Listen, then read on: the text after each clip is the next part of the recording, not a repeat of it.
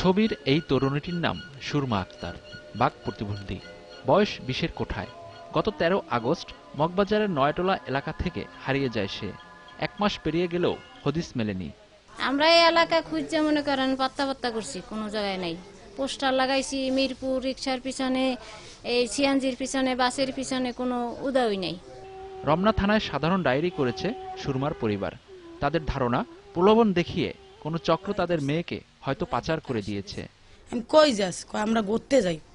আমি কার লাগে যাস, কয় একটু দেখাইছে যে একটু দুইজন, আমরা দুইজন ঘুরতে যাই। আমি তাড়াতাড়ি আই পড়িস, আমি আবার আইয়ে পড়ব। মিরপুরের শিল্পী বেগম আদরের সন্তানকে খুঁজে হয়রান। গত 26 আগস্ট মিরপুর 1 থেকে হারিয়ে যায় তার একমাত্র ছেলে নাজমুল। সন্তানের খোঁজে তেজগাঁও ভিকটিম সাপোর্ট সেন্টারে এসে অভিযোগ করলেন, হারিয়ে যাওয়াদের খুঁজে পেতে তৎপর না পুলিশ।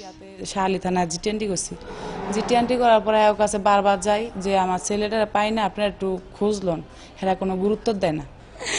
মাঝে কথা বললে ওদের মুখের দিকে যায়, কথার উত্তর দিতে পারে না। কোনো জায়গায় আমার ছেলের কোনো সন্ধান পাই না আমি।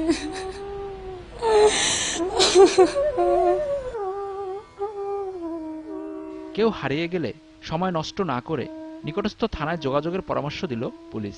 পাশাপাশি ডিএমপি মিডিয়া সেন্টারেও যোগাযোগ করার পরামর্শ তাদের।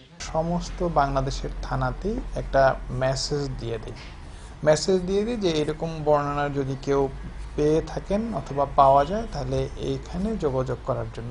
ডিএমপিতে একটা ওয়েবসাইট রয়েছে এবং পাশাপাশি আমাদের একটা অনলাইন নিউজ পোর্টাল রয়েছে। এখানেও কিন্তু আমরা সেই সংশ্লিষ্ট যে ভিকটিম থাকেন তার আমরা ছবি দিয়ে থাকি, আমরা দেখি। অবুঝ নিষ্পাপ এই শিশুদের থাকার কথা পরিবার পরিজনের নিরাপদ সান্নিধ্যে, কিন্তু দুর্ভাগ্যের শিকার এই শিশুদের আশ্রয় এখন ভিকটিম সাপোর্ট সেন্টারে। Cyrus Mahmud, GTV news, Dhaka.